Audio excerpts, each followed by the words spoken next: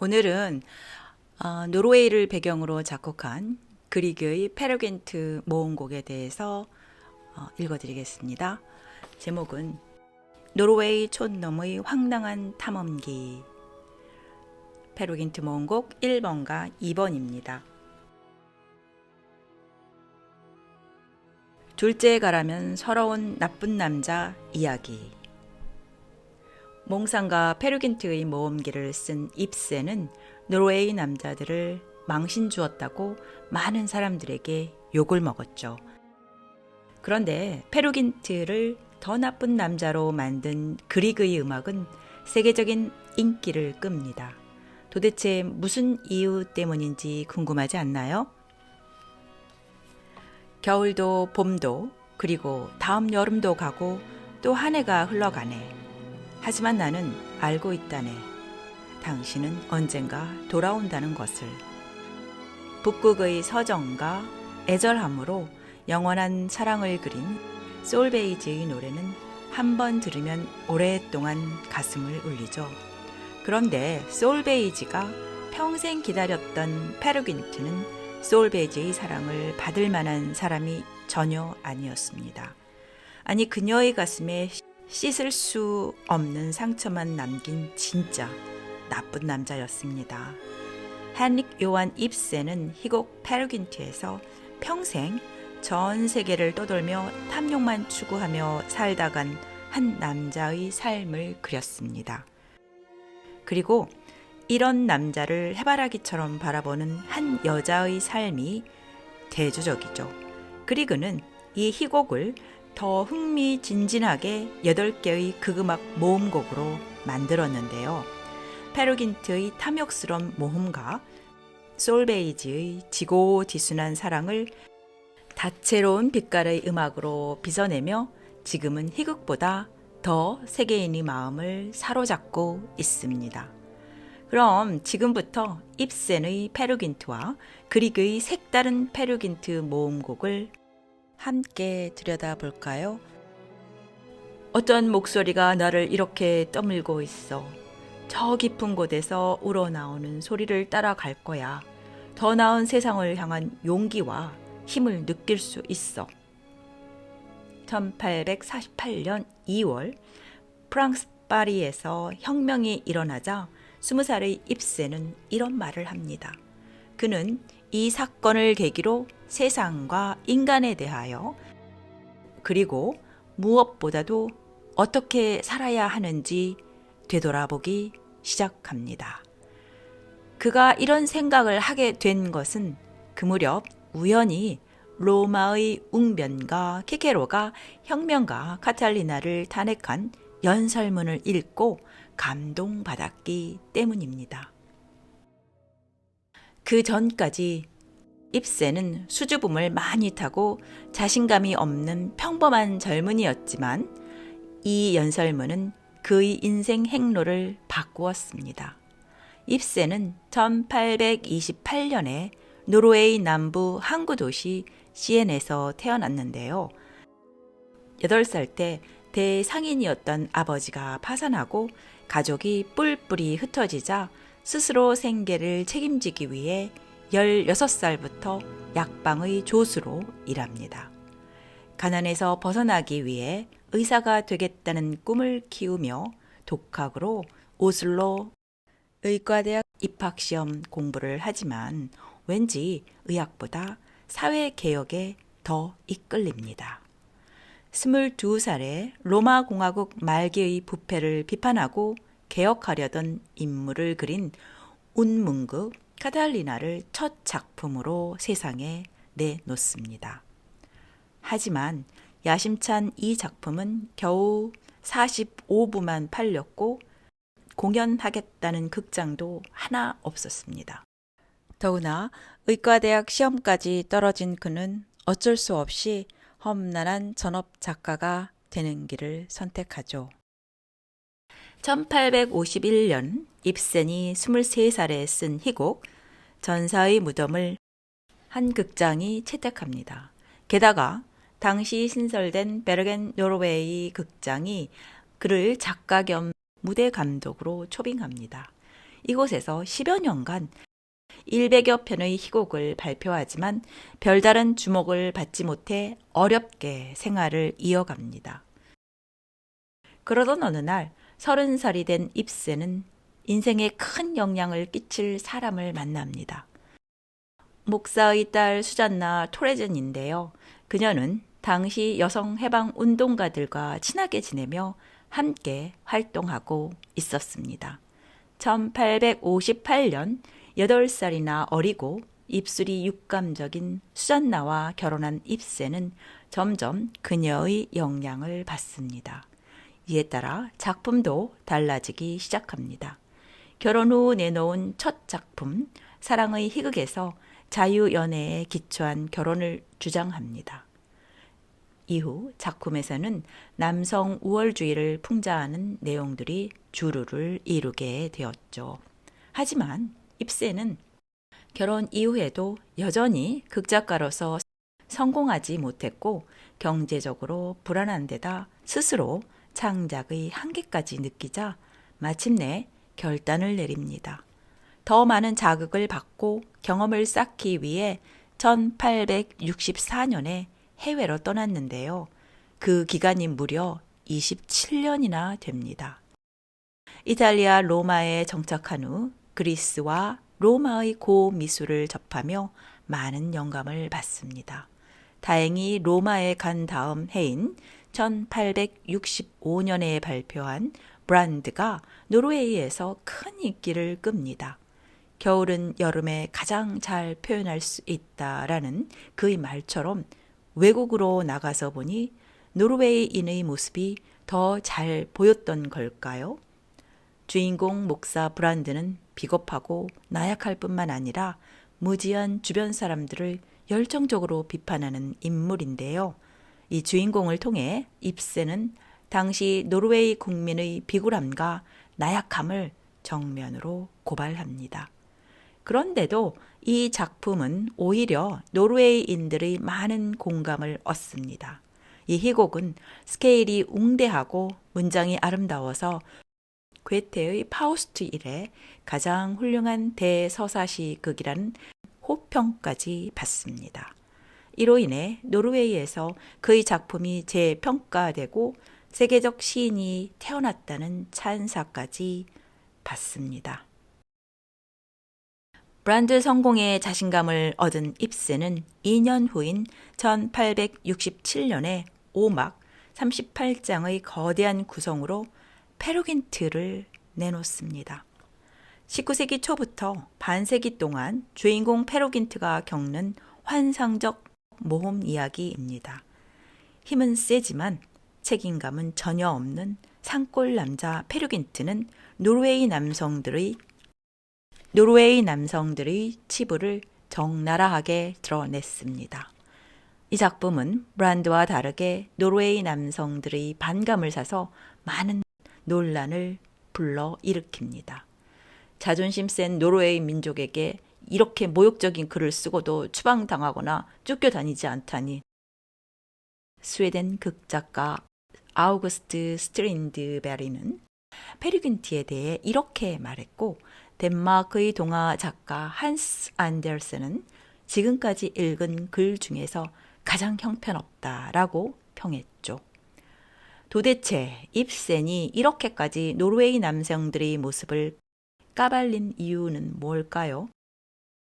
당시의 노르웨이인들이 한편으로는 1848년 2월 파리 혁명의 영향을 받아 스웨덴의 간섭과 통제로부터 자유롭고 평등한 삶을 추구하며 독립을 원하지만, 다른 한편으로는 폐쇄적 기독교 문화와 관습적 제약에 젖어서 현실에 안주하려는 소심함과 비겁함을 보였기 때문입니다. 게다가 남성 우월주의에 사로잡혀 여성을 차별했기 때문이었죠. 오늘날에는 입센의 희곡 페루긴트보다 그리그의 관현악곡 페루긴트 모음곡 1번, 2번이 더 큰 인기를 끌고 있는데요. 그리그는 1843년에 노르웨이의 베르겐에서 태어났습니다. 1874년 초 작곡가로서 점차 실력을 인정받던 31살의 그리그는 유명한 입센으로부터 야심작 페루긴트를 위해 극음악을 써달라는 편지를 받습니다. 그런데 그리그는 입센의 제안을 반가워하기는커녕 오히려 부담스러워합니다. 왜냐하면 마음에 걸리는 부분이 하나 있었기 때문이죠. 당시 해외파 입센과 라이벌 관계이면서 노르웨이 내에서 영향력이 매우 컸던 위대한 시인 비욘스제론 베얼손과 2년 전부터 오페라 작업을 하고 있었거든요. 한동안 망설이던 그리그는 결국 경제적 문제를 해결하고 민족적 음악에 열정을 쏟아야 한다는 명분을 내세워 입센의 청을 받아들입니다. 나중에 이 사실을 안 비에르손은 크게 화를 내고 무려 13년간이나 그리그와 관계를 끊습니다. 그나마 그리그에게 다행스러운 점은 그해부터 종신연금을 받게 되었을 뿐만 아니라 전속 지휘자 생활로부터 자유로워져 페루긴트 창작에 전념할 수 있게 된 것이었죠. 그런데 입센의 희곡을 무대용 음악으로 작곡하는 일은 생각보다 쉽지 않았습니다. 노르웨이인의 자기애, 편협성, 자기 만족을 대담하게 풍자해서 정말 껄껄거리며 웃었다라고 비에르손이 극찬할 정도로 희곡 페루긴트에는 황당무계한 이야기가 많습니다. 뻔뻔함의 극치인 페루긴트는 물론이고 100여 명에 달하는 다양한 등장인물들의 심리상태를 선율로 표현하는 것 외에도 현실과 환상을 넘나드는 기묘한 이야기를 음악으로 표현하는 것은 만만치 않았습니다. 하지만 2년 만인 1876년에 그리그는 기악곡과 독창 및 합창곡 모두 26곡으로 이루어진 극음악 페루긴트를 완성합니다. 이 음악극은 5막짜리로서 연주 시간만 무려 90분이나 되는 대작인데요. 그리그는 이 작품 중에서 대중에게 인기 있는 곡들을 고쳐서 1888년에 연주회용 모음곡 1번 4곡과 1892년에 모음곡 2번 4곡을 각각 작곡하고 1893년에 지금과 같은 최종판을 만듭니다. 오늘날 극음악 페루긴트는 자주 공연되지 않지만 모음곡 1번, 2번은 세계적으로 자주 연주될 정도로 인기가 많습니다. 희곡 페루긴트와 색다른 음악 스토리로 엮은 이 모음곡에서 그리그는 전성기의 솜씨를 유감없이 발휘하며 마법 같은 음악을 들려줍니다. 이 작품은 문학 역사상 가장 당혹스러운 인물인 페루긴트의 못된 행태를 더 강렬하게 보여주고 다양한 등장인물들을 눈앞에 그려 보이듯 절묘한 선율로 묘사합니다. 그뿐만 아니라 솔베지의 노래처럼 음악이 매우 아름다워서 전 세계인을 매혹합니다. 자, 그럼 나쁜 남자를 다 모은 종합 선물 세트라는 그리그의 페루긴트 모음곡 1번, 2번에 대해서 자세히 설명하겠습니다. 지금부터 페루긴트 모음곡 1번, 2번을 쉽게 이해하도록 돕기 위해 희곡 페루긴트의 줄거리를 소개합니다. 1막 노르웨이의 어느 산간 벽지에서 외아들로 태어난 페루긴트는 어머니 오제와 함께 가난하게 살고 있습니다. 그런데 페르는 몽상가이고 허풍쟁이인데다 게으름뱅이입니다. 어느 무더운 여름날 잉그리드의 결혼식에 참석한 페르는 처음 본 솔베이지에게 희롱을 겁니다. 얼마 후 술에 취하여 잉그리드를 어깨에 들쳐매고 산으로 도망칩니다. 2막 다음 날 아침 론대산 속 페르는 잉그리드를 산에 버려둔 채 모험과 쾌락을 찾아 떠납니다. 혼자 남은 잉그리드는 비탄에 잠겨 울부짖습니다. 모음곡 2번 1곡입니다. 페르는 더 깊은 산속으로 들어가다가 요종 트롤족 왕의 딸을 만납니다. 그녀에게 홀딱 반한 페르는 무시무시한 마왕이 사는 동굴까지 따라갑니다. 이는 1번의 4곡에 해당입니다. 그런데 페르가 트롤족의 풍습을 거부하자 이들은 그를 죽이려 합니다. 때마침 교회 종소리가 들리자 트롤들은 도망가고 페르는 간신히 목숨을 구합니다. 살아 돌아온 페르는 솔베이지가 교회 종을 울려서 자신이 살았다는 사실을 나중에 알게 됩니다. 산막. 눈이 내리는 어느 늦은 가을날 숲속 오두막에서 페르는 솔베이지와 함께 살고 있습니다. 초록색 누더기를 입은 여자가 못생긴 어린아이를 데리고 나타나 그 아이가 페르의 아이라고 우기지만 페르에게 쫓겨납니다. 마음이 심란해진 페르는 어머니 오제를 찾아가 끝없는 공상 이야기를 늘어놓는데 그동안 오랜 병고에 시달려온 오제는 숨을 거둡니다. 이는 1번 2곡입니다. 그런데 페르는 어머니의 장례식과 솔베이지를 내팽개치고 혼자서 배를 타고 외국으로 떠납니다. 사막. 중년이 된 페르는 노예 매매와 사기 행각으로 떼돈을 벌었습니다. 모로코 사하라 사막의 어느 해변에서 사람들에게 성공담을 자랑스럽게 떠벌리면서 일출을 느긋하게 바라봅니다. 1번 1곡입니다. 그러나 얼마 후 요트와 재산을 몽땅 잃고 사막을 헤매다가 도둑들이 훔친 술탄의 백마와 옷과 보석으로 자신을 치장하고 아랍의 예언자로 행세합니다. 아라비아의 어느 오아시스에 있는 베두인족 추장의 천막에서 아가씨들의 춤을 구경하고 2번 2곡 추장의 딸 아니트라의 매혹적인 춤을 넋을 잃고 바라봅니다. 1번 3곡 아니트라의 꿰매에 빠진 페르는 갖고 있던 보석과 말을 사막 한가운데에서 그녀에게 모두 빼앗깁니다.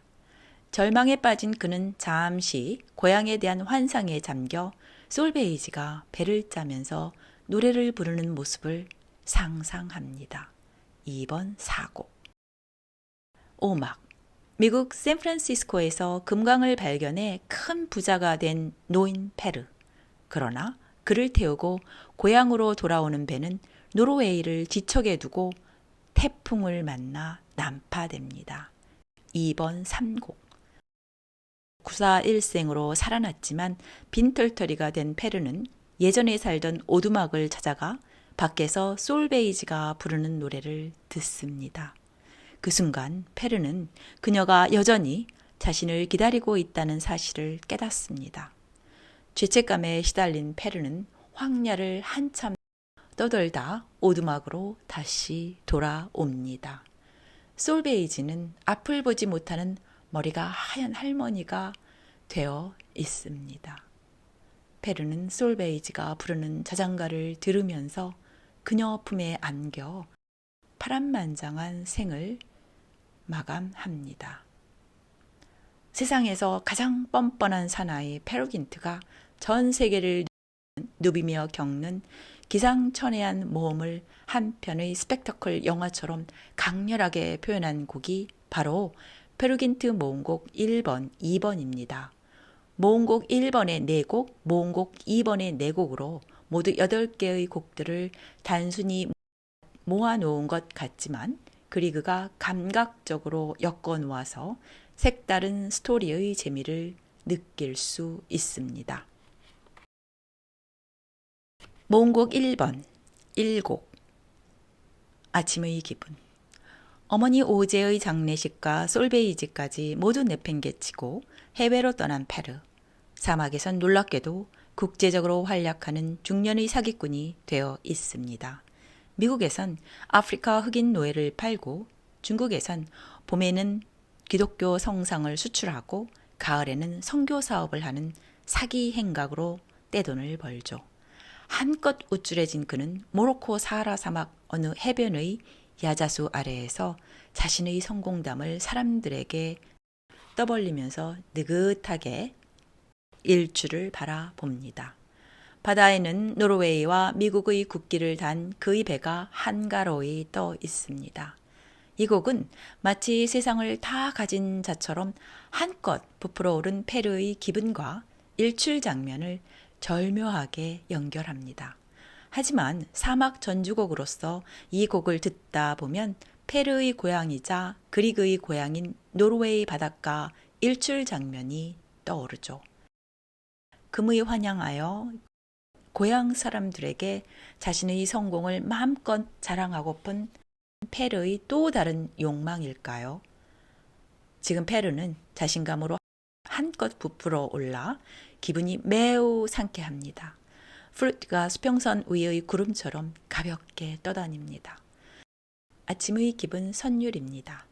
구름 가장자리가 가장 밝아지다가 마침내 구름 사이로 황금빛 아침 햇살이 비치기 시작하죠. 오보의 플루트 현악기가 큰 소리로 노래합니다. 이 부분에서 태양이 구름을 헤치고 나오는 모습을 상상했다라고 그리그는 말합니다. 어쩌면 이 태양은 사람들에게 자신을 과시하는 페르를 대신한 것인지도 모릅니다.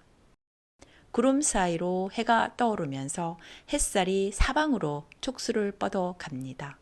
아침 햇살이 자긍심으로 가득 찬 페르의 구릿빛 얼굴과 온몸을 환하게 훑어내리며 보듬어 줍니다.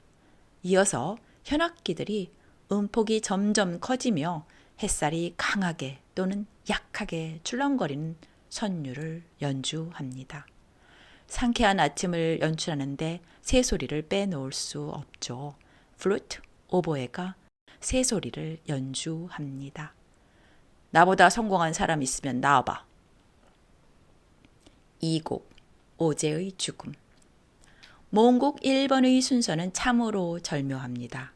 첫 번째 곡에서 페르를 한껏 띄워주다가 두 번째 곡에선 바닥으로 내동댕이 치거든요. 이 곡에는 페르의 어머니 오제의 죽음이란 슬픈 제목이 붙어 있는데요. 그야말로 이 모음곡을 감상하는 청중의 마음을 쥐락펴락합니다. 산막 트롤족의 산에서 호되게 당한 끝에 겨우 살아 돌아온 페르. 전에 살던 곳으로 돌아가 착한 솔베이지와 함께 오두막을 짓고 살죠. 그러던 어느 날 트롤 마왕의 딸이 못생긴 데다 다리까지 절뚝거리는 어린아이를 데리고 와서 페르의 아이라고 우기면서 같이 살자고 합니다. 깜짝 놀란 페르는 솔베이지가 혹여 보기라도 하면 큰일 날까봐 얼른 쫓아냅니다. 갑작스런 상황에 겁이 덜컥 난 페르는 어머니 오제를 찾아가죠. 오랜만에 페르를 본 노모는 매우 기뻐하지만 과대망상에 사로잡힌 페르의 터진 입에서 공상 이야기가 주절주절 끝없이 흘러나오고 오랜 병고에 시달려온 오제는 어느새 숨을 거두고 맙니다. 바로 이때 나오는 곡이 오제의 죽음인데요. 오제가 죽자 페르는 이러지도 저러지도 못하고 한숨만 내쉽니다. 자신의 황당한 이야기를 더 이상 들어줄 어머니가 이젠 세상에 없다니. 갑자기 외톨이가 된 페르의 참담한 심정을 누가 알아줄까요? 현악기가 천천히 떠오르다가 다시 바닥에서부터 떠오른 후 절정에서 머뭇거리다가 서서히 가라앉습니다. 페르의 무겁고 슬픈 심정을 그린 오제의 죽음 선율입니다. 이어서 슬픔이 절정에 달한 후 아주 여린 소리로 서서히 가라앉습니다. 이 곡은 대규모 참사로 인한 희생자나 국가 주요 인물의 죽음을 함께 슬퍼하고 사회적으로 위로와 치유가 필요할 때 자주 연주될 정도로 세계적으로 유명하죠. 3곡 아니트라의 댄스. 어머니의 죽음과 사뭇 다르게 아가씨의 매혹적인 춤으로 연결되는 순서가 계속 청중의 마음을 사로잡습니다.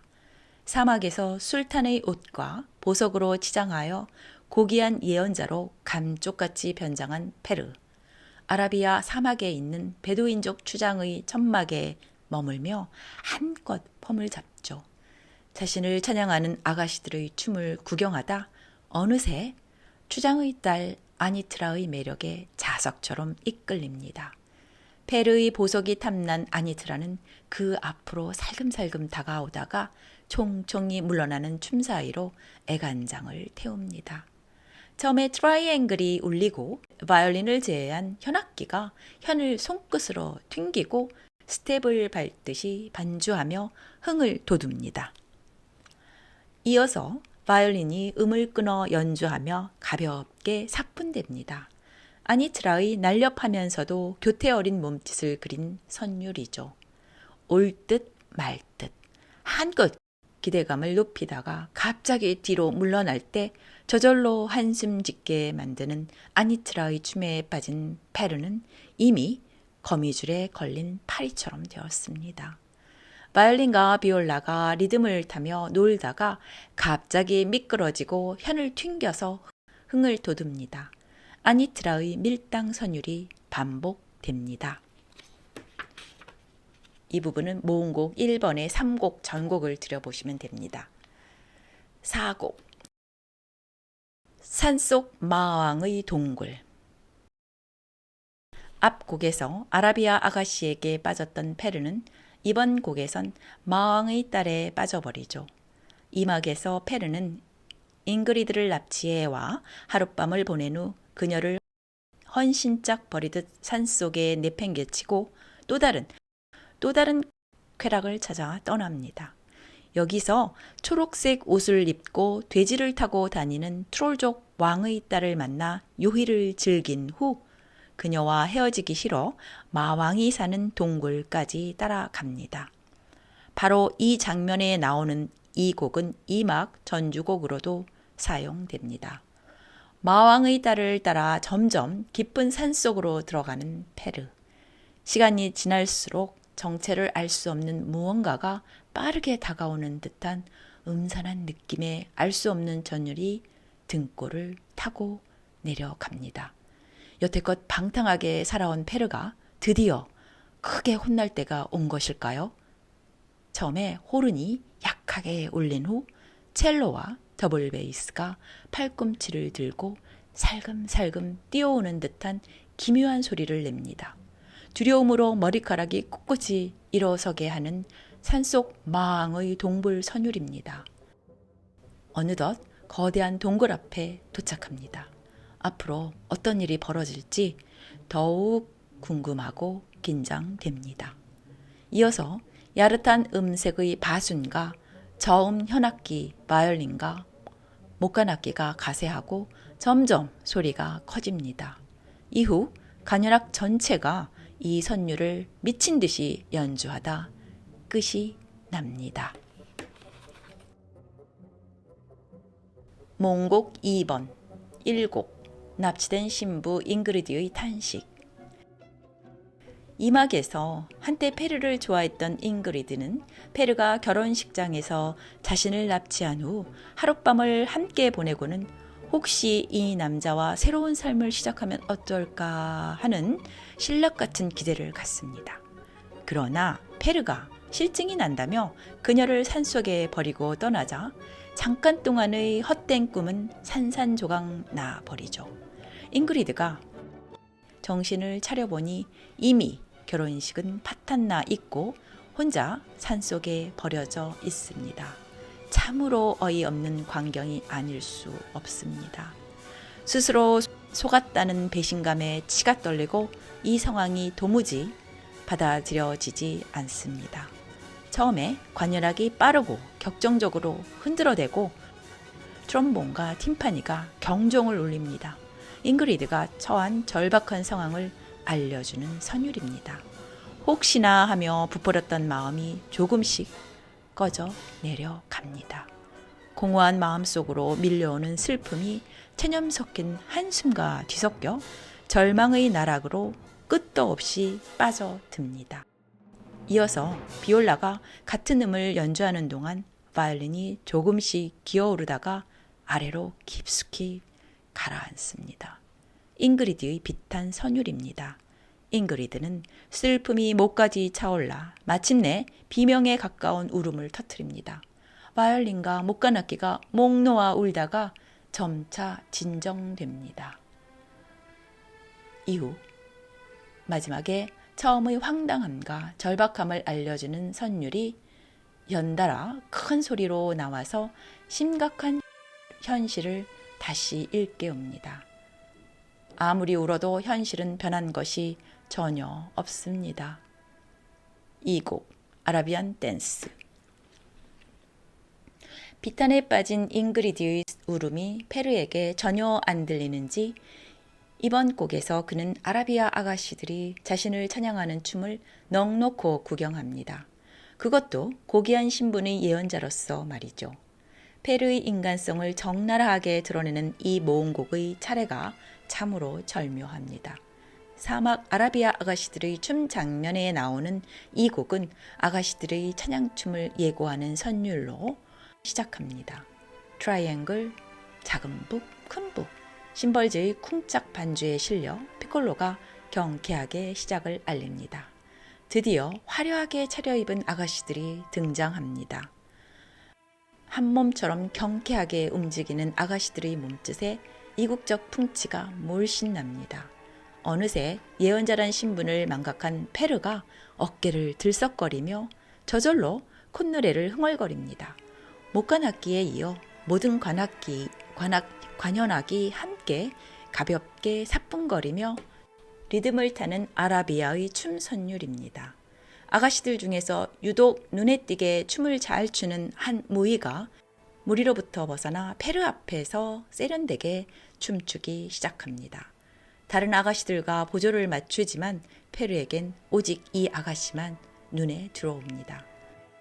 페르는 파이프 담배를 입에 문 채 목을 앞으로 길게 빼고 아니트라를 뚫어져라 쳐다보지만 그때마다 그녀는 무리 속으로 사라져 애간장을 태우죠.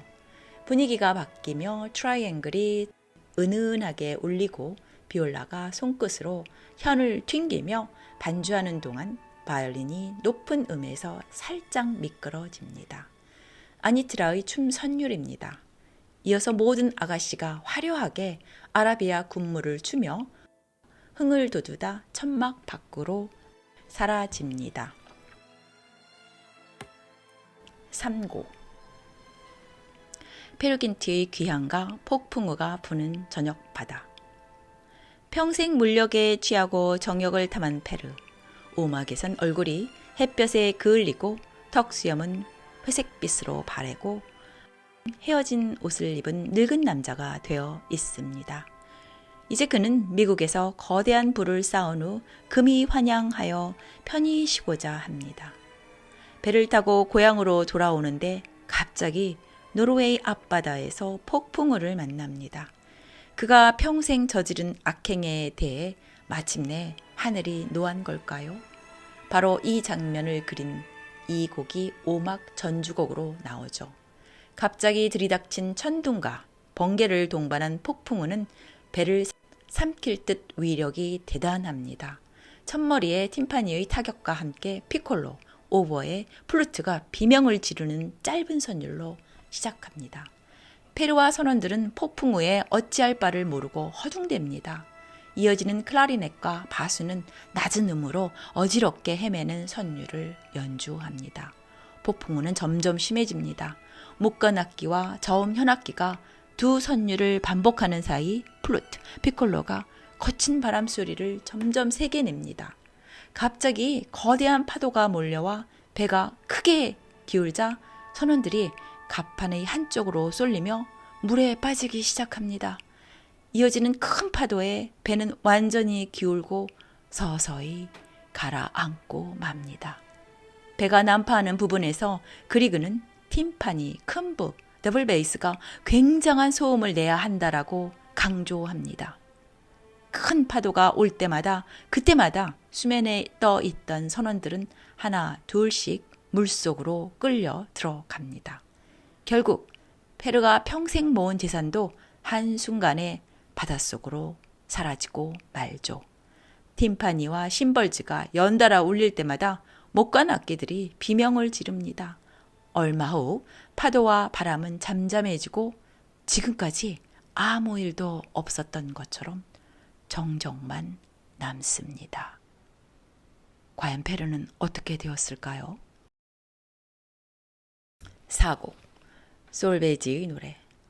마지막 4곡에 나오는 솔베이지의 노래는 세계적으로 유명하죠. 이 곡은 산막에서 페르와 솔베이지가 이별하는 장면, 사막에서 사막에 버려진 페르가 고향에 대한 환상에 잠기는 장면에 나오고, 또한 오막에선 무반주로도 연주됩니다. 이 노래가 이렇게 자주 나오는 이유는 무엇일까요? 탐욕적이고 무책임한 남성 페르와 대조적으로 헌신적이고 영원한 사랑을 추구한 여성 솔베이지를 뚜렷하게 대비시키려는 의도가 아닐까요? 그리그의 이름을 전 지구인이 알게 만든 솔베이지의 노래는 그녀가 얼마나 페르를 무조건 사랑하는지 잘 표현하고 있죠. 여기선 아라비아 사막에서 가진 것을 몽땅 털린 페르가 그제야 고향 생각을 하는 산막 장면을 이야기해 보겠습니다. 도입부는 페르가 고향과 솔베이지를 생각하며 점점 환상의 세계로 들어가면서 시작합니다. 바이올린과 비올라가 천천히 떠오르면 첼로와 더블 베이스가 낮은 음으로 뒤따라가고 바이올린과 비올라가 높은 음으로 오랫동안 울리는 도입부 선율을 연주합니다. 겨울도 봄도 그리고 다음 여름도 가고 한 해가 다 흘러가네. 하지만 나는 알고 있네. 당신은 언젠가 돌아온다는 것을. 그러므로 나는 기다리고 있어요. 당신과 약속한 그대로. 라는 노래를 솔베이지가 배틀을 짜며 부릅니다. 하프가 규칙적인 배틀 소리를 내는 동안 바이올린이 읊조리듯 솔베이지의 노래를 부릅니다. 이어서 페르는 고향에서 자충우돌하면서 놀던 시절을 떠올립니다. 하프 반주에 바이올린이 가볍게 뛰누는 가락을 연주하는 추억 선율입니다. 추억에 잠길수록 고향에 가고픈 마음은 더 커집니다. 솔베이지는 더 애달프게 노래하고 페르는 고향의 즐거운 추억에 더 깊이 잠깁니다. 마지막은 처음에 나왔던 환상의 세계의 도입부 선율로 마무리합니다. 후안 무치의 대명사 페르도 고향으로 돌아가고 싶은 마음은 있었나 봅니다. 네, 여기까지 이야기고요. 작가가 지은이가 좀 더 알아보기를 적어놓은 글을 읽어드릴게요. 타협에 앞서 진실의 철저를, 욕구에 앞서 노력의 의무를. 노르웨이 극작가 헨리크 요한 입센의 모브에는 이런 글이 있습니다. 평등하고 자유로운 세상을 꿈꿨던 입센은 인간 내면의 어둠과 부조리한 사회상, 특히 지금까지 이어지는 남성 우월주의를 페르긴트, 인형의 집을 통해 폭로했습니다. 특히 페르긴트란 독특한 인물을 통해 남성들이 감추고 싶어하는 치부를 적나라하게 드러냈죠. 입센은 노르웨이 사회의 치부를 꾸준히 폭로했는데요. 그가 페르긴트 이후 52세 때인 1879년에 발표한 희곡 인형의 집은 노르웨이를 넘어서 세계적 화제작이 됩니다. 극 중에서 세 아이의 엄마인 노라가 더 이상 인형처럼 취급받는 아내가 아니라 자신의 인생을 스스로 책임지는 인간으로 살기 위해 8년간의 희생적인 부부 생활을 뒤로하고 남편을 떠난다는 내용은 당시로선 매우 파격적이었습니다. 시대를 한참 앞서간 이 작품에서 입센은 여성도 남성과 똑같은 인간이라는 메시지를 던짐과 동시에 남성이 여성의 더 쉬운 허상을 깨뜨렸습니다. 노르웨이 작곡가 에드바르 그리그는 6살 때부터 피아노를 배우고 12살엔 작곡을 시작할 정도로 음악적 재능이 뛰어났습니다. 15살이 되던 해에 당대 최고의 바이올린 연주자 올레브를 만난 그는 피아노 실력을 인정받아 유학을 권유받습니다. 올레블은 노르웨이 근현대 예술사에 큰 영향을 끼쳤는데요. 그리그의 음악 인생에 영향을 미쳤을 뿐만 아니라 입센이 베르겐 노르웨이 극장의 작가 겸 무대 감독으로 자리를 잡게 도와준 은인입니다. 그리그는 17살에 독일 라이프치히 음악원에서 3년간 배운 후 피아니스트로 데뷔합니다. 21살에 덴마크 코펜하겐으로 건너가 작곡가 닐스 가데의 권유로 교향곡, 피아노 소나타 등을 작곡하면서 다양한 장르의 음악 실력을 쌓는 한편 민족 음악을 지향하는 오이테르페 협회에 가입하여 활동합니다. 그리고 코펜하겐에서 성악가 니나 하게루프를 만나 4년 후인 1867년에 결혼하는데 이 과정에서 그녀에 대한 사랑을 노래한 가곡집 마음의 멜로디가 탄생합니다. 그 해에 오슬로 필하모닉의 지휘자로 취임하면서 간현악에 대한 경험을 쌓고 다음 해에 대표작 중 하나인 피아노 협주곡을 작곡하여 실력을 인정받습니다. 이렇게 가곡과 관현악에 대한 경험을 바탕으로 입센의 페르긴트를 음악극 페르긴트로 탄생시켰습니다. 음악가 그리그는 1843년에 태어나서 1907년에 세상을 떠났습니다. 그리고 입센은 1828년에 태어나서 1906년에 세상을 떠났습니다.